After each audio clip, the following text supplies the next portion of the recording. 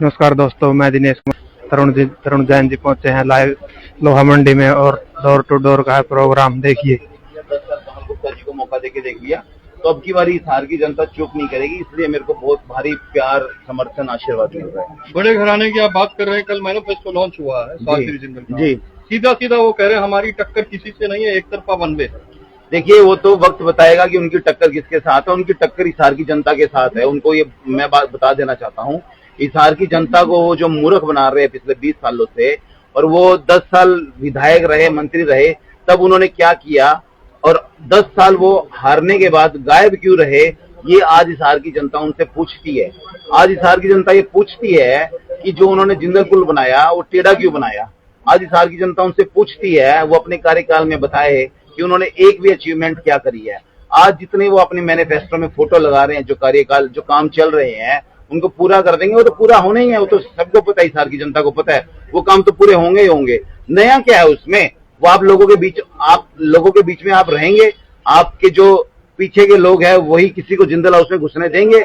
वो basically Jindal guest house है। ये साल 6 महीने में एक बार यहाँ पर पिकनिक मनाने आते हैं। ये बात जनता समझ चुकी है। ये जो बड़े उद्योगपति है, ये जनता को मूर्ख बनाकर वोट ले जाते हैं, अपने ताकत बढ़ाते हैं और अपने बिजनेस को बढ़ाते हैं। इसके अलावा इन्होंने कुछ नहीं किया। ये नवीन जिंदल है, सातों जिंदल का बेटा, ये बीजेपी के वोट मांगे या माता जी के लिए वोट मांगे? देखिए ये बात तो मैं भी बोल चुका हूँ कि जो सांसद है नवीन जिंदल जी, वो यहाँ पर आकर कमल गुप्ता के लिए वोट मांगे ना, अगर वो पार्टी के निष्ठावान कार्यकर्ता है तो। अगर वो निष्ठावान कार्यकर्ता नहीं है तो फिर वो अपने सांसद पद से त्याग पत्र दे। अगर वो त्याग पत्र नहीं दे सकते तो बीजेपी में रह के वो अपनी माता जी के लिए वोट मांगे। जब माँ बेटा ही एक नहीं हो रखे हैं, दोनों अलग अलग चल रहे हैं, तो वो मूर्ख बनाने का जो काम कर रहे हैं हिसार की जनता को, क्या आप समझते हैं कि हिसार की जनता मूर्ख बन जाएगी?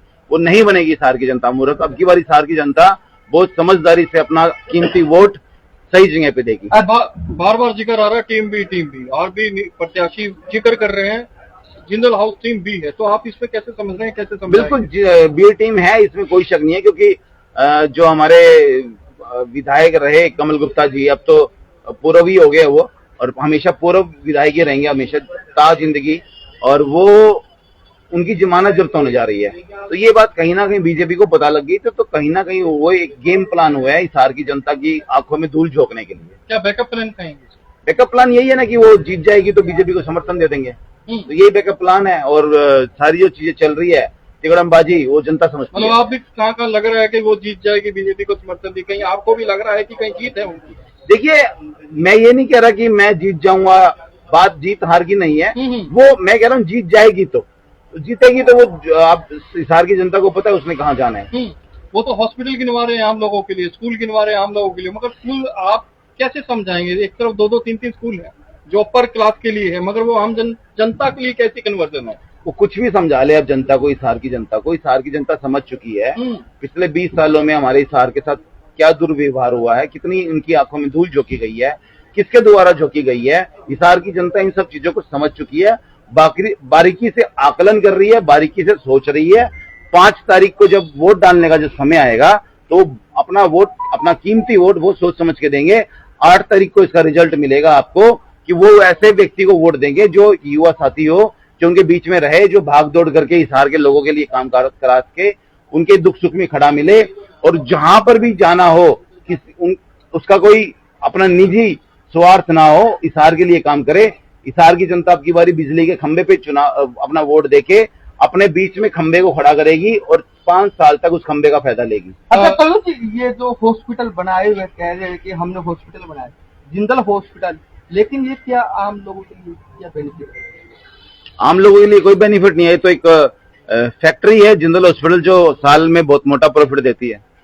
तरुण जी, आप जिंदल हाउस में रहे पहले, आप माता जी आपका हमेशा रिस्पेक्ट देते हैं, आज भी कहते हैं रिस्पेक्ट देता हूँ, क्या डिफरेंस लग रहा है?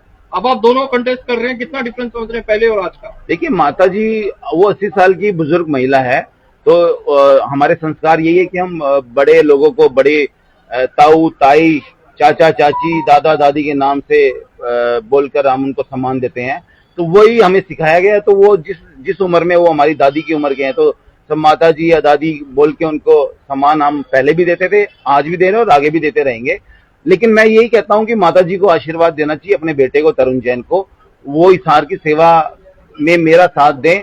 मैं हिसार के लोगों के बीच में खड़ा रह के धूप में, बारिश में, गर्मी में, सर्दी में बिजली के खंभे की तरह, जैसे बिजली का खंभा 24 घंटे 12 महीने खड़ा रहता है, वैसे खड़ा रह के उनके सपनों को पूरा कराऊंगा।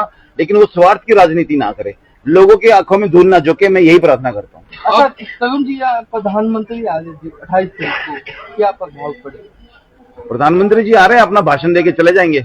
कहीं ना कहीं हिसार की जनता में कुछ ना कुछ प्रभाव पड़ेगा। प्रधानमंत्री जी आएंगे और अपना भाषण देके चले जाएंगे। जमानत जब्त जिसकी होनी है उसकी जमानत जब्ती होनी है और कुछ ना होना। चलिए एक बार हम पेम्फलेट भी आप एक बार लीजिए सर। बार बार शोर कर रहे हैं कि बिजली के खंभे की जो फाउंडेशन है बहुत स्ट्रांग हो गई। एक बार फाउंडेशन के बारे में बता दीजिए। चुनाव चिन्ह तो दे दिया है। बिजली खंभे की फाउंडेशन वाकई में स्ट्रांग हो गई है। वो इसलिए हो गई है क्योंकि हिसार का जनता का आशीर्वाद बिजली के खंभे को मिल रहा है, और जब हिसार के लोगों का आशीर्वाद किसी भी चीज को मिलता है तो वो स्ट्रांग हो जाता है। तो पहले भी हिसार की जनता ने जिसको भी आशीर्वाद दिया वो स्ट्रांग हुआ है। अब की बारी हिसार की जनता बिजली के खंभे को आशीर्वाद देगी तो बिजली का खंभा भी स्ट्रांग होएगा। धूप में चल रहे हैं, नेचुरल विटामिन ले रहे हैं, नेचुरल कैल्शियम ले रहे हैं, कितना बल आ रहा है, लोगों का प्यार भी दिख रहा है साहब। नहीं देखिए, लोगों का प्यार है और लोगों का साथ मेरे ताकत है, तभी मैं चल पा रहा हूँ, नहीं तो मैं भी एक कदम भी नहीं चल पाता। मतलब ये आपके लिए एक तरह से कहेंगे संजीवनी एनर्जी ट्रांसफॉर्मेशन हो रही है, एनर्जी बूस्टर है मेरे साथ। ये सच्चाई है। चलिए एक बार साझा क्या करेंगे दर्शक जो देख रहे हैं? बस साझा मैं यही करना चाहता हूँ मेरे हिसार के लोगों से, परिवार से। 5 तारीख को अपना जो कीमती वोट है, कीमती वोट बोल रहा हूँ मैं आप लोगों के सामने, अपने कीमती वोट को, हाँ बिल्कुल, क्योंकि ना उनको आज जब 5 तारीख को वो वोट डालने जाएंगे तो उसके बाद उनको दोबारा वोट डालने का मौका 5 साल बाद ही मिलेगा। तो उनको कोई चूक नहीं करनी है। अब की बारी बिजली के खंभे को मजबूती से खड़ा करना है जी। और जैसे बिजली का खंभा 12 महीने सर्दी, गर्मी, धूप, बारिश में खड़ा रहता है, वैसे ही उनका भाई बेटा तरुण जैन उनके बीच में खड़ा रहेगा, उनके दुख सुख को साझा करेगा, उनकी समस्याओं को हल करने के सारे प्रयास करेगा। चलिए आप लोग तैयार है क्या? भाई तरुण जैन, अरे बोलो जो जी, बूस्टर नहीं चाहिए आपको, बूस्टर चाहिए क्या? तरुण जैन जी जीतेंगे। अच्छा, और पूरे इन्होंने मेहनत कर रखी है, इनकी टीम ने, हमने सबने मिलके प्रचार, डोर टू डोर हम प्रचार कर रहे हैं जी। रिस्पॉन्स आ रहा है, बहुत बढ़िया रिस्पॉन्स मिल रहा है जी। ठीक है, बहुत से लोग ओपन नहीं बोलते पर पीछे से हमारे साथ में खड़े हैं, बोले जी हमें सारी चीज देखनी पड़ती है और आप चिंता ना करो, आपको मैक्सिमम से मैक्सिमम हम वोट दिलवाएंगे। चलिए आपने सुन लिया है ये जो समस्या कहे की बात। देखिए कि आप लोगों ने देख लिया है कि तरुण Jain ji door to door जाकर आपके चुनाव चिन्ह का बता रहे हैं कि आपका एक एक कीमती वोट देकर सोच समझ कर ही वोट डालें, और जा रहे हैं। देखिए एक एक दुकान के अंदर, लोहा मंडी के अंदर जाकर अपना वोट मांग रहे हैं। इसी के साथ हम लेते हैं आपसे इजाजत, और ठीक है जी।